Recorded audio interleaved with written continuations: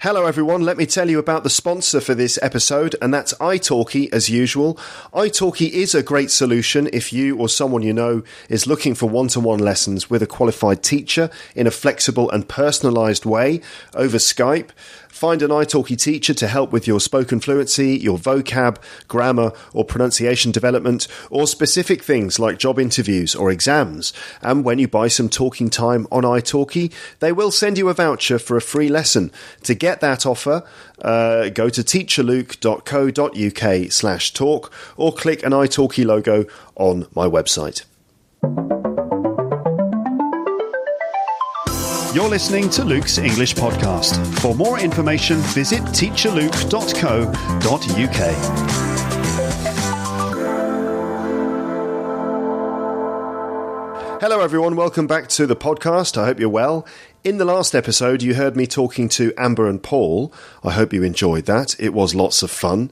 I recorded it last week, and after doing that mammoth episode about poshness, Amber had to go, but Paul stayed, and so I thought that we would return to the topic of the British Citizenship Test.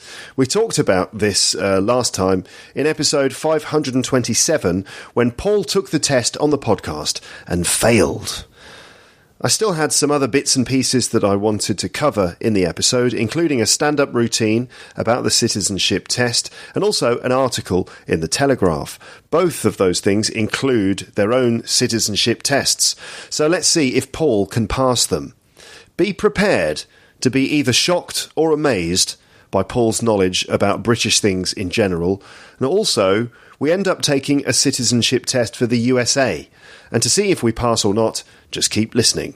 So this episode is a chance for you to listen to Paul and me in conversation, but there's also loads of stuff to learn in terms of British culture and certain words which are often pronounced wrong by native speakers of British English.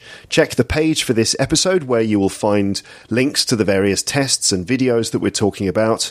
Let's now join Paul and me after we'd just finished a cup of tea, ready to talk more on the podcast, and let's see how much he and you know about British life, culture and language.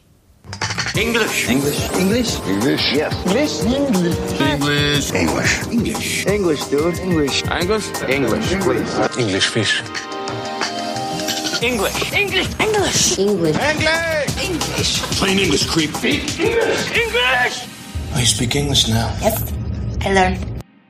So I'm still sitting here with Mr. Paul Taylor. Amber had to go and pick up her son or something. God, she's got a son. Like, sad. You're going to go and pick up your son. Sad. I'm just joking, of course. It's always fun, isn't it, when you have to point out that you're joking? Yeah. Does that ever happen to you? Happens to me all the time. Yeah, a little. Sometimes.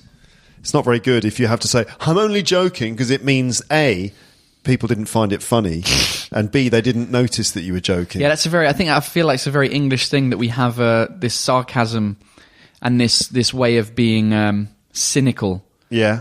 That other countries don't necessarily understand all the time. Really? Yeah. Do you really think that? Because we will often talk for ages without really meaning what we're saying. We're just trying to be stupid and controversial and just saying ironic things without really meaning them. Yeah. Do other countries don't do that?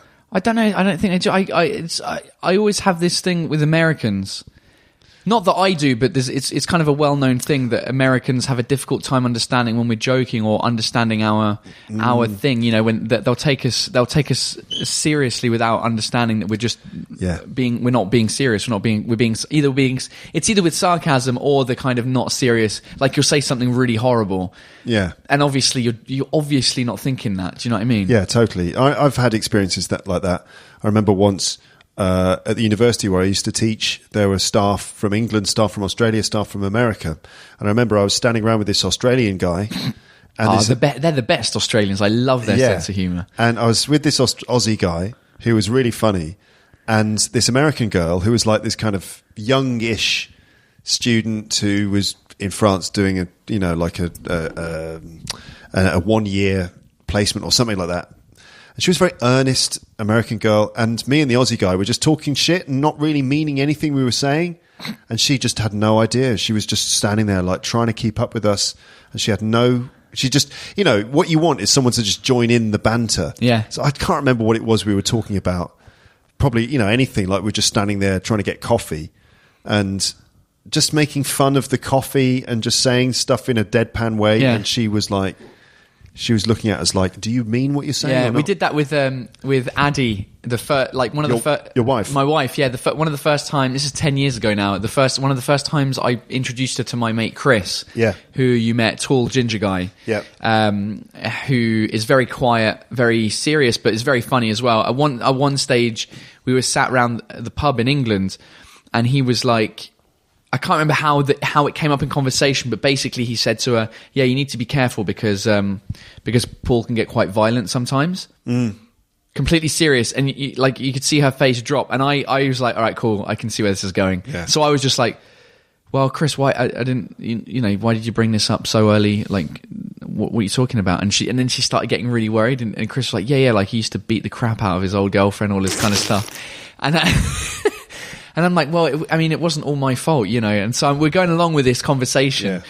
And then she told me afterwards, because obviously at some stage we said, yeah, we were only joking, and like she had a real sigh of relief because she told me that she thought like it was too good to be true. Like we met, we had a really cool thing. Like she was like, she was looking for a fault that I had, and she was like, this is it. He's a violent. He's a violent psychopath that beats up his girlfriend. Exactly. And just that's one little detail. Yeah, and that was granted back then her English was a lot worse than it is now. Like she was just learning English. She'd come over to learn English and do her degree.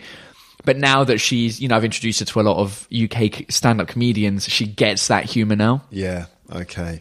All right, that's good. I don't know how we ended up talking about that. I don't know either. Just talking about how Amber went to pick up her son. Oh, yeah, and explaining jokes. I was going, that's sad to have a son. And I don't mean it. Right, now, a while ago, I think it was probably about a year ago, we were upstairs in my old flat doing the British Citizenship Test. Oh, the thing that I can't say, the British Citizenship Test. Yeah. Oh, I did it first time, yes. But you have to do that. You've got to really make an effort to say British citizenship. Yeah. You've really got to make an effort to do it. And I've still got some bits and pieces left over that we didn't cover in that episode. So I don't remember which number it is, but it was 500 and something or 400 and something where... Yeah. Did you see that I did a vlog? Yeah, I saw that you vlogged about it, but I didn't see the full vlog. I did. Like, I took the test. I took the test again. Yeah. Like properly. Like I know. Like I know that I'd failed the first one. Yeah. And so I did it again. I failed it again. Did you really? Yeah. But it was all history. Yeah. All the history stuff I didn't get. If I'd have got one of the history ones correct, I'd have passed. Like I failed by 2 questions or whatever. Okay. So yeah, one of the things we said while we were doing the citizenship test, we were kind of talking about how. A lot of people don't agree with the format of the test because there's lots of history in there, and is this the knowledge of British history? Is this what makes you part of British cultural life? Yeah. Is this the thing that you need to know? Just the history. Obviously, it's very good to know the history of the place where you're living, but is this the most important thing that makes you integrated into a country? And lots of people disagree about it. And I thought that we could actually, first of all. Watch this little clip of Imran Yusuf. Do you know him? Yes. Oh, I think I know the clip. You know the clip? Is it where he's talking about the ethnicities? No. He's got a keynote presentation. No, okay. No, it's not the ethnicities one. So this is Imran Yusuf's British Citizenship Test. I like this comedian. Yeah, he's good.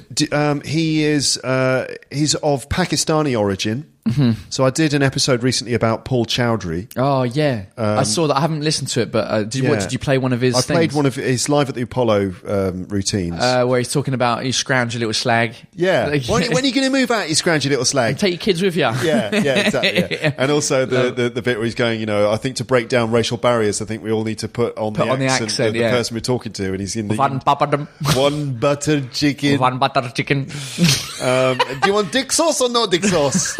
Sorry, mate. I like how deadpan. I really like his delivery. Yeah, because he's got a very deadpan voice, and then he'll go off into his different characters. Anyway, why did I mention Paul Chowdhury? Because you're talking about Paul Chowdhury's Indian origin, and a lot of his comedy is kind of along those racial lines. Yeah. And Imran Yusuf is kind of similar stories from a Pakistani background. So he's talking about ethnicity a lot in his shows and things like that. And in this one, this routine is about his British citizenship test. Okay. So he's designed his own test. Let's just have a look. Oh, he's designed it. Okay, great. He's created it, and it's part of his stand-up routine. It's Great. pretty good. So we're gonna go through this clip, and you're gonna take Imran Yusuf's British citizenship test here, and we'll talk about each question as they come. Okay, let's just watch the little intro, and we can maybe break it down after we've seen that. Yeah. But first up, It's at the comedy store. At the comedy there store, we go. which is where we performed. Just a few months ago. 2 months ago, yeah. Yeah. Imran Yusuf. I mean, they've done up the stage and stuff. Well, there was a period when the stage looked like that, and they had special lighting there. Yeah. These days, it's just black with the comedy but store when they logo. do it, when they do a TV show, they always spruce it up. Yeah, it's a great venue. Good evening, Comedy Store! How you guys doing? Good? Welcome. I've been hearing a lot about this British citizenship test. You might have heard about this on the news, so it got me kind of thinking. The government needs to ask people to quantify themselves to be British citizens. They ask you questions like, what happened in 1066? Well, there's a question for you. What happened in 1066? This is one of the questions on my vlog that I failed. Yeah, totally. Battle of Hastings. Yes. And why is that significant? Because that was the last battle between France and England. No, not the last battle. The most recent one. No, not at all. Fuck. No, there were many other battles since then. I mean, the Battle of Waterloo was probably the last one. Oh, I think that was the answer. That's when we why was Hastings important? No idea. It was basically the Norman invasion of England. Okay. And this is pretty. You should know that one, really, because then after that, like, we had a French royal family for a couple of hundred years, and a lot of people. And that's when French was like almost the official language. Exactly. Yeah. Yeah. So you know that 300 years. Stuff. Yeah, more or less. Anyway, all right. Quantify themselves to be British citizens. They ask you questions like, what happened in 1066? Is the joke going to be, it's a beer? It's not. It's No. not. Go on. Let's You see. might have heard about this on the news, so it got me kind of thinking. The government needs to ask people to quantify themselves to be British citizens. They ask you questions like, what happened in 1066? Chill out. Really proud there for a second. So everyone's like, desperate rushing to Yeah. give the answer, and he's like, all right, chill out. Battle of Hastings, you're correct, okay, but that's the kind of questions they ask you. And just so you know the answer to that doesn't mean that you're quintessentially part of the cultural fabric in this country. It just means that you know something about history. Okay. Just because you know the answer Yeah. doesn't mean you're quintessentially part of the social fabric. You just know something about history. Okay. Which I think is probably true. It's like more to being integrated into the UK. Yeah, well, I mean, you can learn history. You can. I mean, if you look up a history book for Nigeria or Ecuador, just because you know the date of whatever war doesn't mean you're Ecuadorian all of a sudden. Yeah, exactly. I mean, we're not saying that it's bad to know things. No, of course it's not. It's always good to know It's great things. to know all of these things, but it doesn't make you more English than somebody who doesn't know it. Maybe a slightly more, but it's not necessarily the most important factor in making people integrated. Anyway, this is why he's come up with his own test. Go on. So it got me thinking, and you know what? I thought that maybe I should come up with my own British citizenship test. Yeah. You best be afraid. So you got it right, so I'm not going to pick with you. You all right, fella? What's your name? Oscar. Nice to meet you, Oscar. Obviously, he's choosing someone in the audience who is going to be his test subject. You all right? You're a British citizen? Yeah, you proud to be a British citizen? Yeah, would you be so kind to take part in my British citizenship test? Yeah, round of applause there for Oscar who's going to take part in the test. Okay, so Oscar is some unwitting English lad who's going to be taking this test. And notice the accent there, folks. British citizenship. Yeah, we were talking about posh stuff with Amber in the previous episode. Yep. Imran Yusuf. I'm saying the previous episode. I don't know if this. Yeah, will be. it probably will be the previous okay. episode. Yeah. Yeah, he's clearly not posh. Yeah. Accent. London. Yeah, somewhere in London. Yeah. British citizenship test. Yeah. Okay. So here he is. He comes out with these cards. He's got these sort of A3 size cards, which are going to be the question I have cards. seen this, but I've forgotten it. I Okay. saw it ages ago when it came out. Now, it's important, listeners, that you understand visually what's going on here. And I'm going to pause the video and I'll explain what they can't see and what you can see. Okay. That's going to be Yeah, important. that makes sense. Okay, here we go.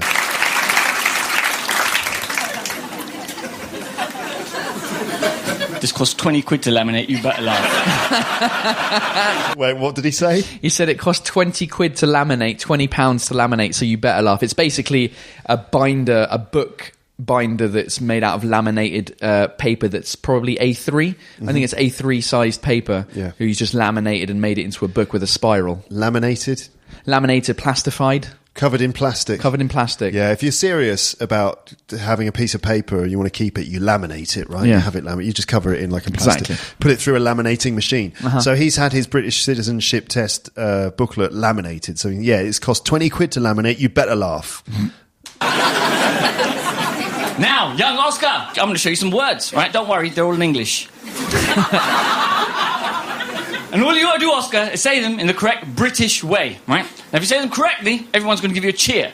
If you say them incorrectly, everyone's going to boo you. Is that fair? Yeah. And make sure you boo. I've seen this break people. It's hilarious. So if you win, the audience will cheer. If he gets it wrong, they're going to boo. What does that sound like? Boo. Boo. Yeah, and he's saying, I've seen this break people. It's hilarious. Okay. And they're all words. You've got to say them correctly. All right. Okay, remember, Oscar, it's all down to the pronunciation, yeah? Not the pronunciation, yeah? The pronunciation.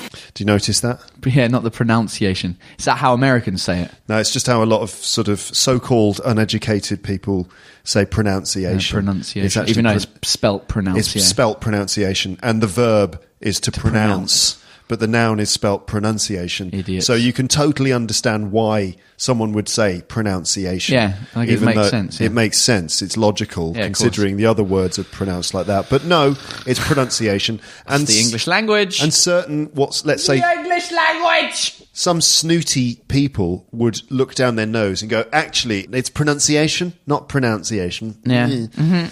There's loads of examples. I've forgotten them all, but there's loads of examples where it should be pronounced in a certain way and it's just not. And you're just like, well, why does that... What? And if you get it wrong, then you'll be judged. Yes. Okay, anyway, so you get the pronunciation right. Not the pronunciation, the pronunciation. Okay, nobody help him with this. It's the first one he's got to get right. It's the first word Oscar's saying the correct British... God. Okay, so the first word has been revealed and it's spelt like this. Okay, listeners, ready? A-D-V-E-R-T... A-D-V-E-R-T-I-S-E-M-E-N-T. It's something you would see maybe on the television or on a billboard in order to promote a product, right? A-D-V-E-R-T-I-S-E-M-E-N-T. How do you pronounce that, Paul? Well, it's the debate between... Well, it's the debate. There probably isn't a debate, but because I am being put on the spot, it's either advertisement or advertisement. Okay, which one is it? I'm going to say advertisement. Let's see. All down to the pronunciation, yeah? Not the pronunciation, yeah? The pronunciation. That is the word, Oscar. Say it! Advertisement. Advertisement. It's advertisement. Boo. Okay. A lot of people make that mistake. We see this word and we think it's pronounced advertisement. That's incorrect. The correct British way is, in fact, advertisement. So you got one wrong, you'll get the rest right if you want to stay in the country now, Oscar.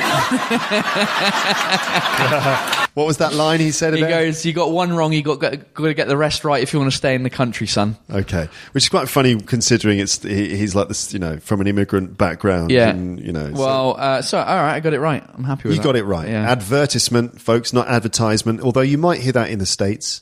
Advertisement, yeah. But advertisement is what we say. Okay, so you're okay. I'm doing all right. Next question.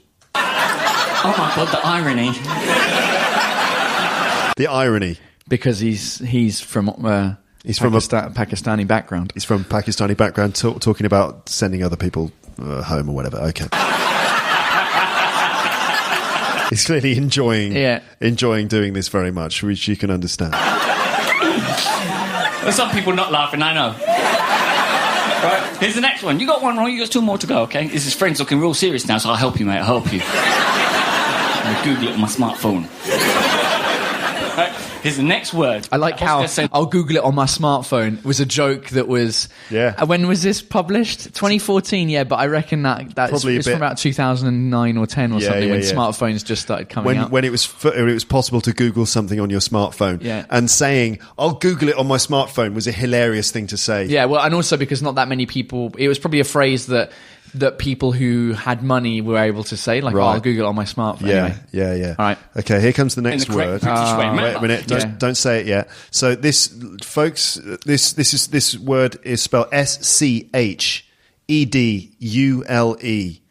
SCHEDULE, and it's like a timetable, Yeah. right? How do you pronounce- I know how you say it in British English because I've had this discussion with many people. I still pronounce it schedule because I don't know. Maybe I was used to working at Apple with Americans, Yeah. but the British way is schedule. That's right.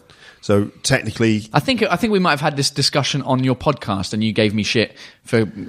Yeah, I think so. I wouldn't have given you shit Listeners, if you can find the time when Luke made fun of me for saying schedule on the podcast, leave it in the comments. I think it was you. I don't think that happened, but maybe any excuse. It might have been Amber on the podcast when the three of us were there, Right. but Maybe. I'm pretty sure that we've come. Yeah, anyway, go. So I've learned my lesson now. So you know that most Brits would say schedule, or let's say the consensus seems to be that schedule is the way it's said. So, like, for example, my parents, if I said schedule, they'd be like, "It's schedule, not schedule." Yeah. You know, like, so that's Which is weird because you wouldn't say a scheme, you'd say a scheme. And you don't say a shul, you say a school. Yeah. In fact, pretty much every word that begins with SCH in English is pronounced sk, except schedule. So again, logic is on your side. Yeah. And so That's it probably should why I be- pronounce it schedule. because you're a very logical man. Yeah. What I like is the French word for schedule is planning, which sounds like an English word, the planning. Yeah. Which actually makes sense It as well. makes more sense But it doesn't than exist schedule. in English, yeah. The planning. All right, go. So, all right, let's go. It's all down to the pronunciation, not the How is Oscar going to say this? pronunciation, yeah, the pronunciation. That is the word, Oscar. Say it. Schedule. Schedule, correct. Round of applause. Your mate had to help you there. He almost kissed you on the lips as he said it. We watch a lot of American TV and we often hear this word pronounced as schedule. That's incorrect. The correct British way is in fact schedule. So he's got one wrong, he's got one right, he's doing well so far. Now I appreciate there's some people at the back here who might not be able to see this correctly, so you'll just have to buy my DVD. Some people won't be able to see the cards, so you'll just have to buy my DVD. This is business.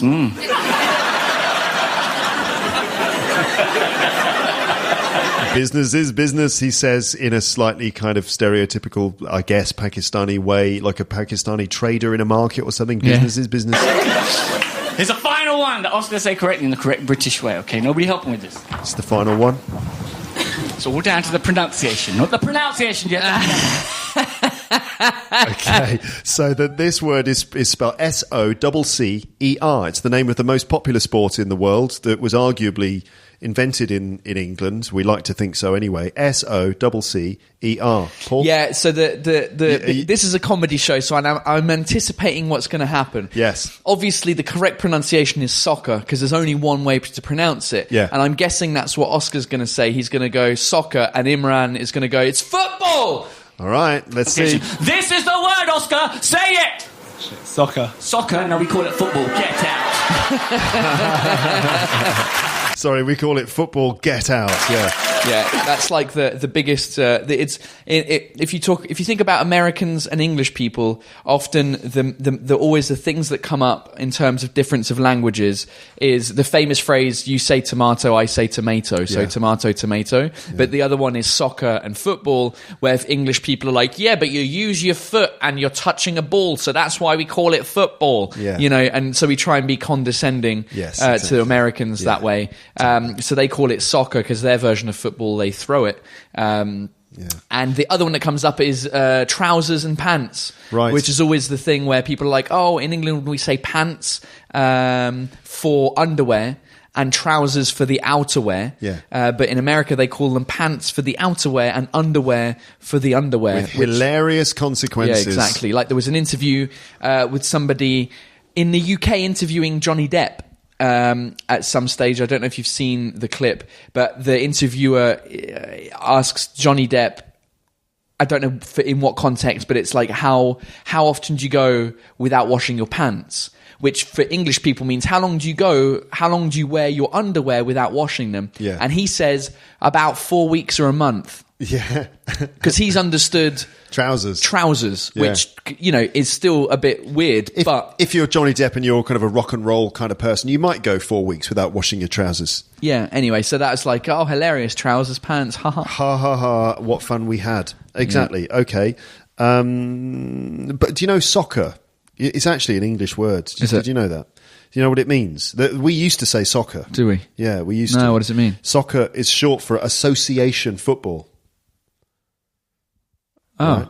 Because there were different types of football back in the day. Right. There was association football, which basically means association rules football. Right. Which is the football that we know and love today, the one that you play with your feet. Yeah. Or your brother plays with his feet. Yeah.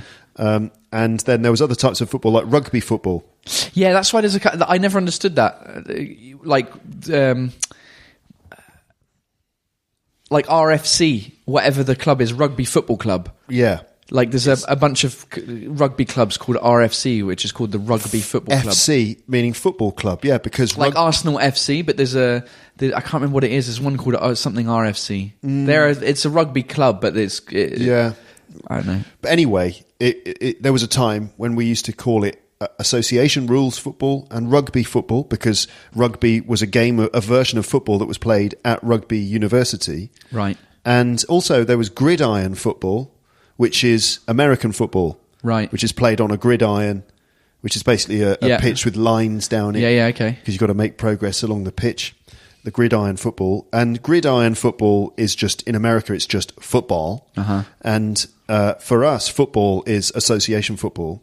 And rugby is rugby rules football. Mm-hmm. You see? So actually, association rules... Association, because association is spelt with the two S, S and the... two C's. And so that's where we get soccer from. So when Brits say to Americans, it's not soccer, it's football... and when they talk about soccer being an American thing, it's not. We came up with the word soccer, right. And we used to use it. So there we go. Didn't know that. Yeah. Is there any more to this video? Round of applause, everyone, for taking part in the British Citizenship Test. Well done, fella. Round of applause for Oscar for taking part in the British Citizenship Test. British Citizenship Test. Well done. I think that's probably enough. But what I do have as well here is a bit more on the citizenship test. I've got a citizenship test from the Daily Telegraph's website. Yeah. Okay. So let's get stuck into that. And I think there are this is they published this when Meghan Markle was going to become a Brit, when she was due to marry Harry. Obviously, she's now married Harry. She's married Harry. She's married Harry. She's married Harry. Yeah, but the Daily Telegraph, which is a sort of a conservative-ish newspaper, published their own citizenship test, and which they basically their thoughts were, this is what you really need to know to be a proper Brit. Okay? It's funny because talking about the pronunciation of it. So at the beginning, my stereo trip series where we go to different countries each. I'm like, oh, welcome to the country. I make fun of, I do a stereotypical, what the country sounds like. And I'm like, yeah, cool. I asked you guys on social media what the stereotypes were. Yeah. And so at the beginning of the English episode, the kind of angle was, I'm going back to England because I recently took a British citizenship test. Yeah. And I failed it. So I've forgotten how to be English. And so that's why I asked you on social media for our stereotypes, and then we do the documentary. And even, I couldn't say, I kept on fluffing the line, so we kept it in, the outtakes, in the intro. This is like a few bloopers of you trying to say British citizenship but it's going to be part of the documentary, which is funny. Okay. So let me get it on here. You all fuck off me! Yes, I'm a fight! Oh, it's the one you've all been waiting for. After 5 other episodes in 5 other countries, it's now time for me to make fun of my own country's stereotypes. But before we do that, I've got a little confession to make. Because I've been living in France for 9 years, I feel a little less British than I used to. So before coming here, I decided to take a British citizenship test. Fuck me. The British citizenship test. British citizenship. It's a fucking cunt bag. British citizen. Welcome to vlog 100. I filmed myself taking the test for my YouTube channel, and here's what happened. Are you ready for the results? Oh, fuck! I failed the test. Means I have to take this British passport and fucking rip it up. Clearly, I don't know my country as well as I thought, so I asked you on social media to help me out with this. There you go. Okay, when can we see that video? That one will. So it comes out on TV on the 29th of April. So it'll be on YouTube the following Saturday. Okay. And your episode of a stereo trip about England that features yours truly, Mr. Luke Thompson. I'm in there. That's going to be up on YouTube. What, at the end of this month? It'll be no. So at the end, it's no. That'll be the same. It's the same one. Same story. It's the same. So probably the 4th of May. 4th of May on YouTube. Yeah. Okay. Right. Because it broadcasts on the 29th of April. So then we put it on the Saturday. It might be a little bit earlier, but yeah, end of April, beginning of May. I'll share it. I'll talk about it on the podcast, so you'll be able to see it, folks. Yes. So let's do this Daily Telegraph citizenship test. Am I allowed to look at the screen or not? You're gonna no. Okay, cool. All right. So question number 1. Yes. And there are 8 questions here. Okay? Yeah. Listeners, I want you to take part in this too. This all right. is now my 4th British citizenship test. Let's see if you can pass this citizenship test. Yeah. Question number 1: if someone tells you that they are having a knees up, what are they doing? Well, we're just having a bit of a knees up down the pub, Paul. Go on, Come down the pub, we're going to have a knees up. Is there a multiple choice? Could be a Danny Dyer sort of situation. Yeah. Come on, Paul, come down the pub. We're going to go out. We're going to go out and have a knees up down the pub. There's no multiple choice. You just have to tell me what you know about that. I can't believe you don't know this. Yeah, I should know. Knees up, Mother Brown. Knees up, Mother Brown. You'll gather around the piano and have a knees up. Have a few drinks. Okay, just have a few drinks. It's have a party. Have a dance and a party. All right. It's a Cockney party where they play songs, where they dance with their knees and up. Dance and I guess so. All right. Fail. So the answer from the Telegraph is this: no need to reach for your yoga mat, Megan. So it's not that kind of knees up. In British, in Brit speak, this means that someone is having a party, otherwise known as a bash. Not to be confused with a night on the tiles, which means going out. So having a knees up just means having a party. Okay. All right. Oh my God. It's a bad start. Come on, Paul. It's a bad start. Who are you? Who are ya? Question 2. Who are ya? What happens at the end of a British wedding? So essentially, what's the last stage of a British wedding? There are various stages. What's basically the last part of a British wedding? People throw up. Before that. So yeah, that's true. People vomit and get in taxis. But well, what happens before that? All right, I'll give you another clue. Yeah. So you've got the ceremony, the couple get married, then they go off to the reception. Speeches. There's the speeches.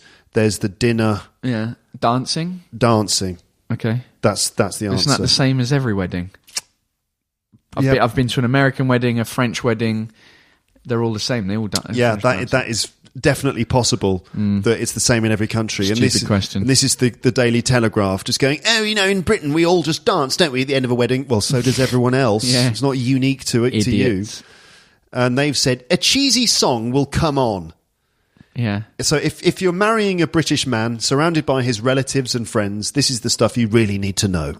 Which is basically, it's pretty much the same as every other 80s song. Cheesy song will come on, usually Don't Stop Me Now by Queen, which is your cue to put down your plate of cheese from the buffet and head to the dance floor.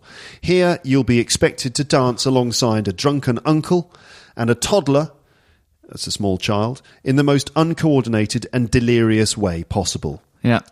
And a note, Queen have nothing to do with the actual Queen. Okay, great question there from the Daily Telegraph. Not a great question. Moving on. Number 3. I wonder if you're going to get this. Question 3. What does a white coat signify? A lady wearing a white coat. For example, the one that Meghan wore in her engagement photographs. What does if a woman is going out to a thing and she wears a white coat? What does that mean? That she's single. She's a virgin. She's. Don't know, as if it would mean she was a virgin. Like, hello everyone, I'm a virgin. You can tell because I'm wearing a white coat, whereas my friend is wearing a red coat. I'll let you guess what that means. Single. I don't know that she's. Well, I wasn't really aware of this either. I don't know. Apparently, it means you're posh. What? Yeah. Bollocks. According to the Daily Telegraph, it says only the poshest women dare to wear a blank canvas, meaning a white coat, in puddle-strewn Britain, where there are loads of puddles of water and stuff. Presumably because they're the only ones who can afford to buy a new one. If someone spills red wine all over it. Yeah. Yeah, so apparently posh women wear white coats because they can afford the cleaning bills and This stuff. is the Daily Telegraph citizenship test. Daily Telegraph citizenship test, probably read by the sort of, Tory voters. Question 4. What does no coat signify? If you go out and you're not wearing a coat, what does that mean?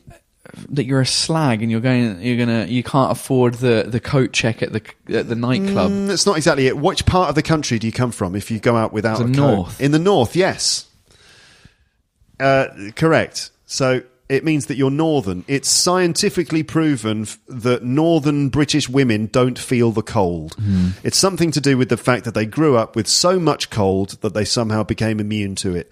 So it's best to ditch that jacket when you appear for your first official engagement in Nottingham on Friday. Nottingham? That's not really in the north. That's the Midlands. Fucking the Daily Telegraph. Obviously from London. Oh yeah, Nottingham, that's in the north, isn't it? It's not, it's in the Midlands. All right. But the stereotype is if you're from Newcastle... What? Why, man? What are you wearing a coat for, man? Just buy 2 jumpers for the same price. I think I heard some joke from a comedian once. It was like, I got arrested in Newcastle. I was found in possession of a coat or some shit like that. Question number 5. This is a shit test. Yeah. Well, yeah. Go on. Yeah. Question 5. What is a greasy spoon? That's just like a cafe where you can have an English breakfast, you can have a cup of tea, like a proper builder's cup of tea. It's where builders go at lunchtime to just have a quick thing to eat, pie and mash maybe. It's just a rundown cafe. What does it look like? What do the seats and tables look like? The seats are usually, I think, plastic. The tables are a bit of wood. They've got like some sort of like weird crisscross tiling. Yeah. There's a counter. There's normally an old blonde-haired 70-year-old woman who's running the place. All right, love. Can I get you a cup of tea? Would you milk in too? What can I get for you, darling? What can I get for you, darling? You want fish and chips, do you? You want a full English? One fish and chips for this young fella. Oi, Robert, can I get 1 fish and chips, please? Lots of salt vinegar. Or can I get a chips? Can I get a chips, please? A chips, where a plural word can become a singular word. Yeah. Can I get a chips and a chicken nuggets? Greasy spoon. It's greasy spoon because your spoon ends up greasy. I suppose so. You're absolutely right. It's not something you need to put in the dishwasher. Because the Telegraph readers have got dishwashers. Yeah. Rather, a greasy spoon is a caf, short for a cafe or cafeteria. And one can be found on every non-hipster British high street. What are you talking about? It's on every hipster British high street. Hipsters love greasy spoon cafes. What are you talking about? You go down Shoreditch. Talking bollocks. In a greasy spoon, you can buy local cuisine, such as baked beans and scrambled eggs, with a mug of builder's tea. There you go. All right, then. Question 6. Who or what are national treasures? What's a national treasure, or who are It's some a examples? TV personality or a celebrity who's contributed a lot to British culture through their work on TV. It's usually TV, like it's normally, it can be singers as well. You could maybe say that David Beckham's a national treasure because he contributed to, English culture and through, his football. You could say that Bruce Forsyth was a national treasure, TV presenter. Yeah. Musicians, you could say the Beatles are national treasures. Yeah. So it's the arts, basically. People, like public figures who are beloved by the nation, and they are, like assets that we have. Mm-hmm. I mean, the crown jewels are national treasures, literally. Yeah. Like the Queen's crown and her jewels, those are literally national treasures. But certain public figures, and they give the examples of Judi Dench, the actress. Dench, yeah. There you Stephen Fry is a national treasure, and, Paul McCartney, national treasure as well. And the Queen, of course. But these are all national treasures as they're described. Okay, and you got that one right as well. Right. Question 7. Where is the TV show Eastenders set? Where is Eastenders set? It's set in Albert Square, which is a fake square, which is supposed to be in the East End of London. Do you know what part of East London it's supposed to be? Do you know the name of the area? Begins with a W. Walford. Walford, that's it. Walford. Eastenders is set in the fictional East London borough of Walford, the demographic composition of which would look nothing like it does on TV if it really did exist. Yeah. But what they mean by that... Well, it's because EastEnders is mainly full of white people, Yeah. who would go to a greasy spoon and be like, "All right, mate, do you know what I mean? All right, Trevor." Danny Dyer, basically. Exactly. Whereas the real East End of London is more the population there is more immigrants. It's really diverse. Yeah, I used to live in a place called Mile End. Yeah, I know. Which I used to do a joke. One of my first jokes on stage in London when I started was like, I live in the East End of London in Mile End. If you don't know where that is, it's just in between Poland and India.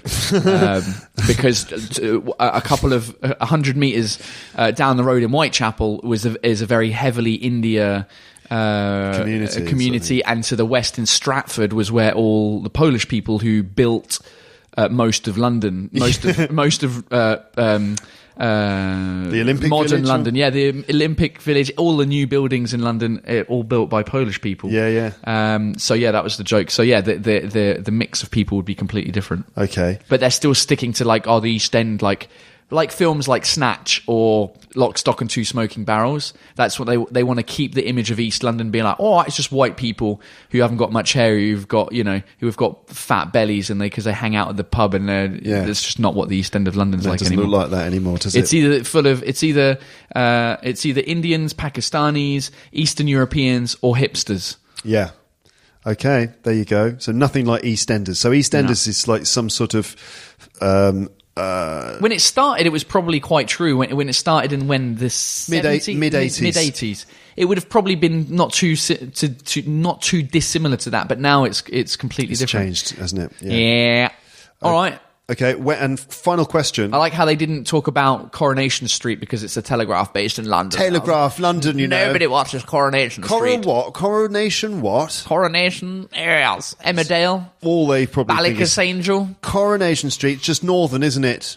No one really watches it, do they? Mm-hmm. Question 8. When does the last tube train depart? When does the last London Underground train Well, they got leave? the night tube now, don't they? So some of the lines go 24 hours. However... On a normal day? On a normal day? On a Thursday evening, if there's no night tube. When's the last tube home? I want to say it's about midnight, between midnight and... between 12 and half 12. Can you be sure?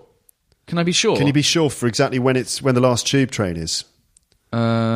You look it up on the app. We need to know when to leave the club. Yeah, or is the bar. the answer like no one knows? It's a mystery. Yeah, the answer is no one knows. Well, you just go on a TFL app and it will tell you. Yeah. Dickheads. Well, according to them, it says no one ever knows. Yeah. It's a stupid test. Demonstrating that you do know it's a will joke only test. mark you out as a foreigner. Yeah, that's like the Twitter account only British problems or whatever it's called. Very Right. very British Very problems. British problems. You know, which they're not actual British problems. This isn't actually a real questions, but I get it. They're trying to be humorous. Yes, that would be a better test if it was on Lad Bible. I imagine it would be funny.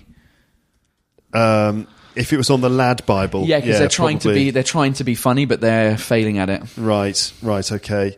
Let's have a look at. Shall we have a look at very British problems on Twitter? So let's see if these problems are uniquely British problems or if they're just problems anyone would have. So, very British problem: the best meal in the world, sandwiches. Yep, It's quite British, isn't it? yeah, it's quite a British thing. Yeah. Honest office answer. So an answer to a question in an office situation. Ooh, your lunch smells nice. What is it? The honest. So you're sitting down Yeah, at lunchtime. that actually means your food fucking stinks. Yeah, maybe. That's but what you're sat down, you've just got your lunch, you sat down in the office during your lunch break, and the person next to you goes, "Oh, that smells nice. What is it?" And what's your honest answer to that question? You just want to eat your lunch. What would be my honest It's like answer? the person is starting a conversation with you, Yeah. and it's like, I don't want to have a freaking conversation. Oh, it's just some homemade stuff. Well, according to them, the answer is, please leave me alone. Oh, okay. Honest. Oh, if you were honest, sorry. Yeah, Yeah. I get the point. Yeah. Honest answer, sorry. yeah. Because apparently, we don't like talking to people, basically. Oh, I was taking that question more of the thing that we did in Stereotype, which was here's what somebody's asking, but here's what they actually mean. Yeah. Because if somebody asking, it smells really nice, where's that from? What we actually mean by that is your food really stinks horribly. Yeah. Why are you eating it in a closed space? Yeah, which is heavily hinting you shouldn't be eating that Yeah, food exactly. here. Let's see. Other British problems. So, a British person unable to stand upright due to the wind and the leaves and sticks smashing into their head, with eyebrows blown clean from their face. So the wind is so strong that it's blowing your eyebrows off. Yeah. And your eyes are watering with tears, quickly whipped by the wind. What can no British person in that situation avoid saying? So what will every British person say when they're in like the incredibly powerful wind? What would they say? The weather's quite nice out. They'd say, "Oh, a bit windy, isn't it?" I think it's true. Yeah. Oh, it's a bit windy. Oh, it's a bit windy today. Understatement, Yeah. basically. Here's another one. A British person. Now, is this just British people or is this everyone? A person staring out of a rain-soaked window, so the window's covered in rain, observing the rain and all the rain-soaked things that it falls on, is unable to resist making, even to people freshly wet from being in the rain, this observation. So the Brit looks out the window's all wet, the floor is wet, everything's wet, it's raining. A person has just come in soaking wet, and what is it that the Brit has to say to that person? Something like that. How's the weather? Oh, still raining then. Apparently is the one. Still raining. One more. Let's have another one. Okay. Questions that British people love to ask. Apparently. I wonder if this is just Brits or if this is everyone. So this is questions that British people love to ask. Go on the telephone. Oh, is it raining where you are? Yeah. That's quite a good one, isn't it? Yeah. Is it raining where you are? Yeah, what's the weather like where you are? Because it could be raining in one part of London and not raining in another part. Yeah. Or it could be raining in one part of the country That and sounds not like my raining in another grandparents, part. like all my grandparents. Oh, what's the weather like in Paris? Right. Oh, is it raining where you are? Should we just do it another time? Yeah. The question we love to ask. Should we just do it another time? Should we just do it another time? Which is like, oh, I can't be bothered to do it. Let's just do it another time. How's that dog of yours? Really? Random. Here's another one. Who are you flying with? Right. Yeah. Yeah. Who are yeah. you flying with? Yeah. What's that? What's the conversation there? I don't know. It's like, what are you doing anything for your holidays? Oh, yeah, we're going to go to Malaga. who are who you you flying with? Oh, it's EasyJet. Where'd you book that? Okay. Here's another one. Simply this. Tea? Do you want a cup of tea? Good drive? Good drive, meaning was the drive here okay? Yeah. Are you having one? Which is like, do you want a cup of tea? Oh, are you having one? Yeah, all right, I'll have one then.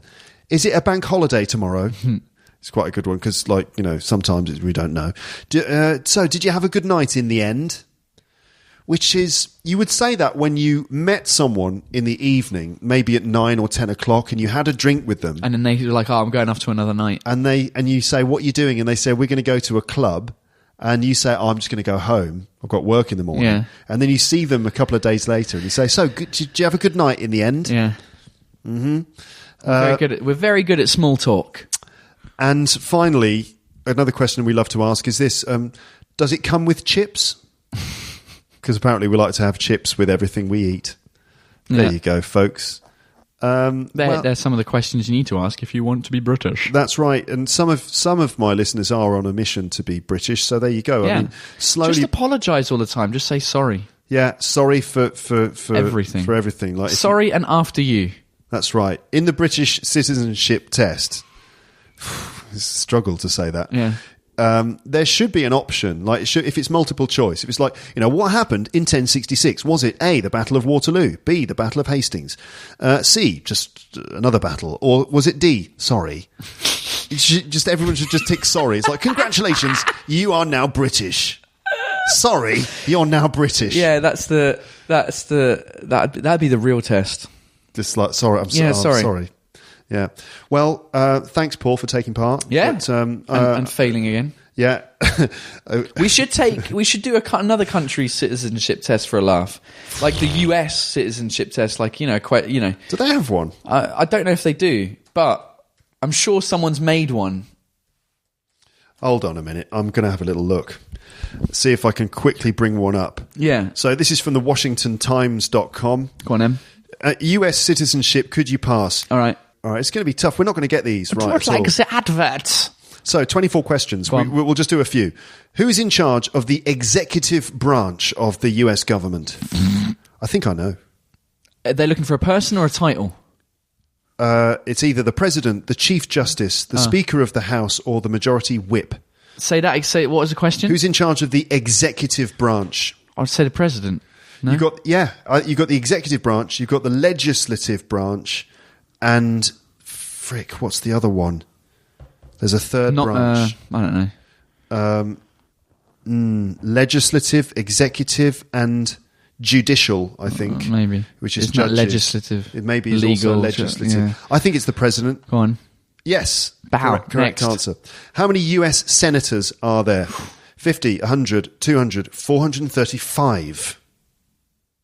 It's got to be 435. Maybe. It's a big country. So not one senator per state? It's not per state, no. There are electoral colleges or something, right? Senator for Hawaii, don't know the if- senator for California. What was maybe Arnold you're right. Schwarzenegger? Maybe you're right. It is per state, isn't it? He was the governor of California. Governor. But Maybe he's a governor and a state. I don't know. 435 makes it sound like that's the right answer just because it's so random. I reckon that like Texas is too big to have just one senator. Yeah, maybe. I'm going to say 435. Go on. No, it's 100. Okay. Which we elect a president for how many years? What's the term for a president? It's 4. 4. Yeah, it is. Good. Next. I got that wrong on the British test. You did? Yeah, I thought it was 4. I put 4, but it's 5. 5, isn't it? If the president can no longer serve, who becomes president? Vice president. Yeah, it's the vice president. Yeah, we know that's correct as well. We've got We're doing all right. 4 out of 5 We're doing all right. right. Who vetoes bills? Who can veto a bill? So when the House of Representatives makes a bill, who can veto it? Is it Congress? Is it the vice president? Is it the president? Or is it senators? I've got no idea. It's got to be Congress. Yeah. I'm sure I was I've going to heard say Congress. Vetoed by Congress. Yeah. No, it's the president. Damn. 4 out of 6. What are the two major political parties in the United States? The Republicans and the Democrats. Yes, absolutely. Okay. We're going to go up to 10. Is this all political? Fuck, have they not got any politics. normal This shit? is all they care about, apparently. So how old do citizens have to be to vote for the president? 18, I reckon. 18? What are the dates? The ages. Yeah, sorry. 16, 18, 21, 25. 18. You can drive at 16. You can drink at 21. I think you can vote at 18. Yeah. Yep. When was the Declaration of Independence adopted? What's the dates? July the 4th, 1776.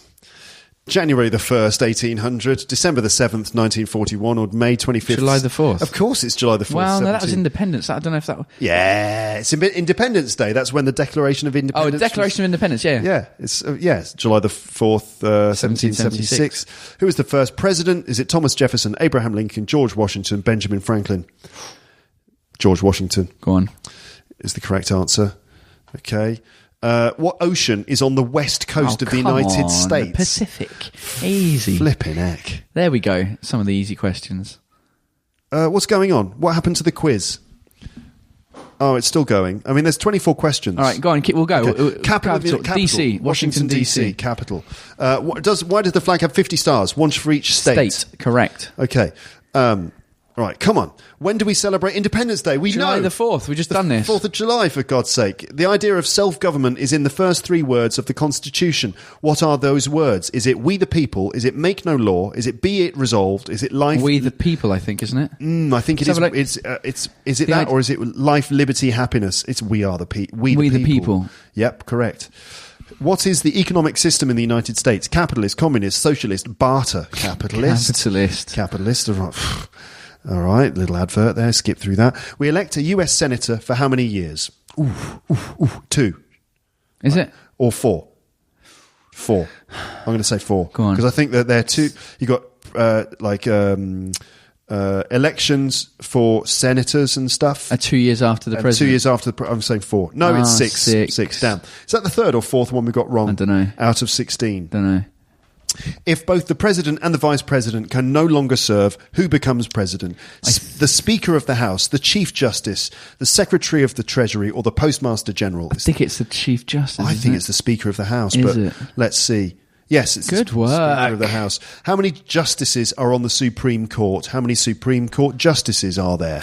No idea. I've no idea either. 5, 7, 9 or 11? I'm just going to go. I would say 5. That's what my guess would be, but I don't know. I'm going to go 7. Go on.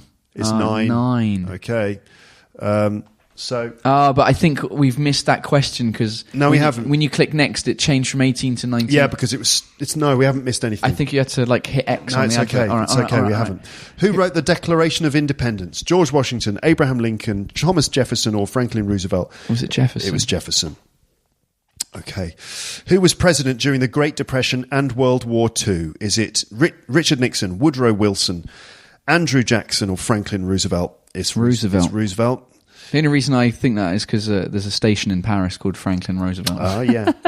During the Cold War, what was the main concern of the United States? Was it unemployment, hunger, communism, or national parks? Communism. Communism. They were completely freaked out by it, right? Next question. Wait. Hit the X on that advert. No, this isn't You're it. going to go 20. So it's at 21. No, it's the previous question was question 21. Okay. It's fine. There's adverts. How many amendments? There are adverts that are messing with us, ladies All and right. gents. How many amendments does the Constitution have? We've got the First Amendment, Second Amendment, all these different amendments. There's too many amendments. I've got no idea. 25? 25. It's 27. 27.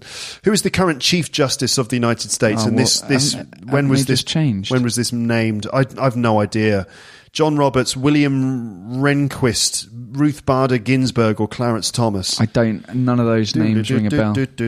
Clarence Thomas is wrong. It's John Roberts. Okay. Who was president during World War I? Woodrow Wilson, Theodore Roosevelt, Warren Harding, or Franklin Roosevelt? It's Woodrow Wilson. And that's it. We finished. What happens? Congratulations. Yeah! You answered America! You answered 18 out of 24 correct. Your score is in the 22nd percentile. I think that means that we are in the 22% who got 18 out of 24. Yeah, and there's a picture of an American passport, so we are now officially more American. 78% of people got fewer questions right than us. Yeah. So we're American now, Paul. Yeah, Are you happy to be an American? Yeah, I mean, I'll take it. We can vote. Yeah. So that's nice, I suppose. All right, folks. Well, there you go. So Paul failed the British citizenship test, and he passed the American one.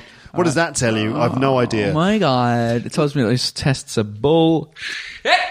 You can leave your comments in the comment section as usual, ladies and gents. Thank you so much for listening to this episode. Paul Taylor, do you have anything to say to the people of planet Earth? The people of planet Earth that listen to Luke's English podcast, thanks for listening, and thanks for those who are ninjas who never comment, but and a few of you who follow my stuff, who I hear from you regularly on comments and stuff like that on my vlogs and my videos. How do they follow your stuff? They can follow me anywhere that's social media 25 years old and above, basically, not including Snapchat. What, 25 years old? Yeah, people who use Snapchat are usually... Right, less than 25 years old. Yeah, so I don't know how to use Snapchat, really, and I don't have a community on there. So Instagram, Facebook, Twitter, and YouTube. I'm active on all of those quite a lot. Mostly on YouTube, to be fair. All right. Okay. So... yeah. Wicked, man. Yeah, blood. Wicked, yeah. Blood. All right, well, speak to you again soon. All right, cheers. Thanks for having me over. You can say goodbye to my audience. Yeah. Au revoir. Au revoir. Au revoir.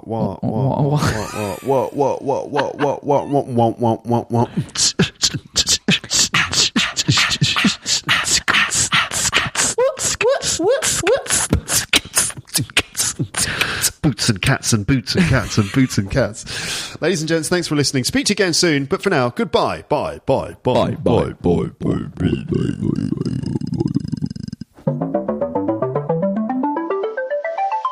Thanks for listening to Luke's English Podcast. For more information, visit teacherluke.co.uk.